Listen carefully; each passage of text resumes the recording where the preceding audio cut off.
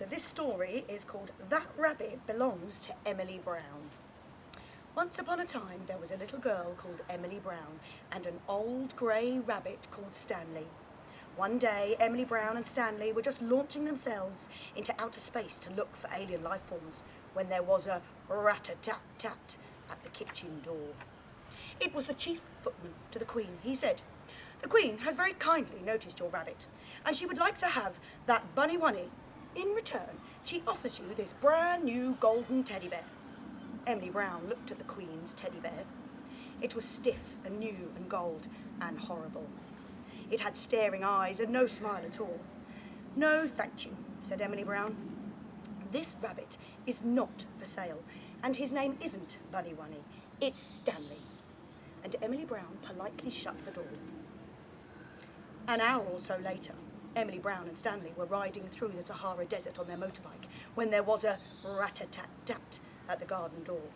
It was the army. The captain saluted. "Her Most Royal Highness Queen Gloriana III greets Miss Emily Brown, and she would still like to have that bunny-wunny. In return, she offers her the brand new golden teddy bear and 10 talking dolls that say mama mama." Emily Brown said, "I don't want 10 talking dolls. I want my rabbit, and his name isn't Bunny-Wunny, it's Stanley." And Emily Brown sent that army away, less politely this time. A few days later, Emily Brown and Stanley were deep-sea diving off the barrier reef when there was a rat-a-tat-tat at the garden door. It was the Navy. The Admiral saluted. "Her Most Royalness Queen Gloriana III greets Miss Emily Brown, and she would like you to hand over that bunny-wunny at your earliest convenience. She points out that she is the poshest person on the planet, and bunny-wunny will be much better off with her. In return, she offers you the brand new golden teddy bear, 10 talking dolls that say mama mama, and 50 rocking horses that rock forever." "I don't care who she is," said Emily Brown. "This rabbit belongs to me, and his name isn't Bunny-Wunny, it's Stanley." And she sent the Navy away.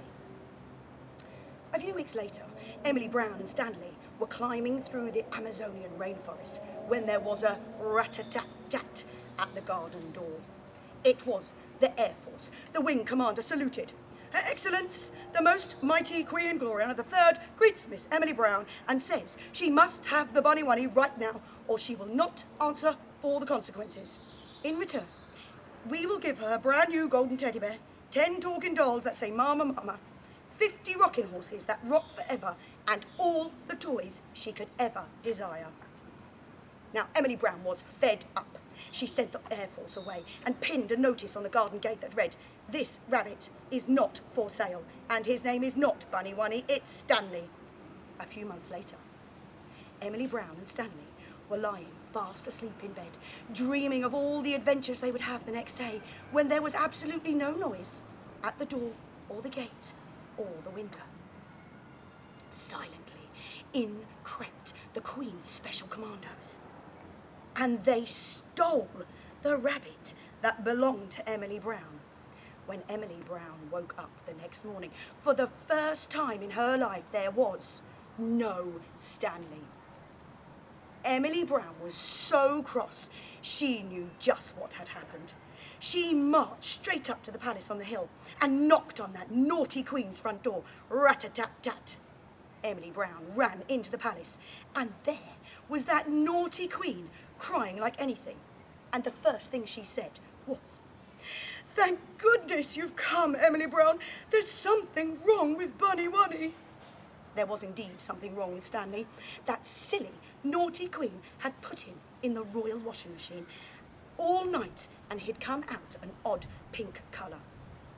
The royal dressmakers had stuffed him full of stuffing so he wasn't flippy-floppy anymore, and worst of all, they had sewn up his mouth where Emily Brown had picked away, and Stanley wasn't smiling anymore.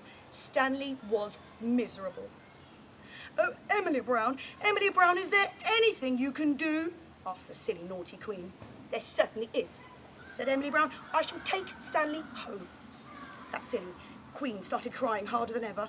"I have all the toys in the world, but none are as nice as Stanley."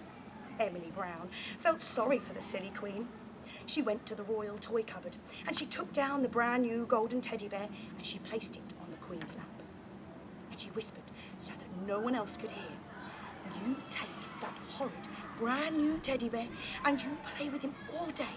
Sleep with him at night, hold him very tight, and be sure to have lots of adventures.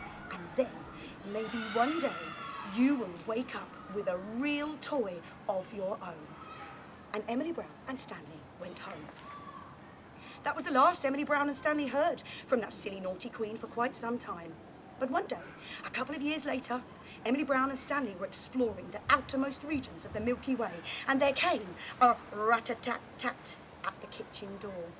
It was the postman with a letter for Emily Brown, and it just said, "Thank you." Signed, Queen Gloriana III. The end.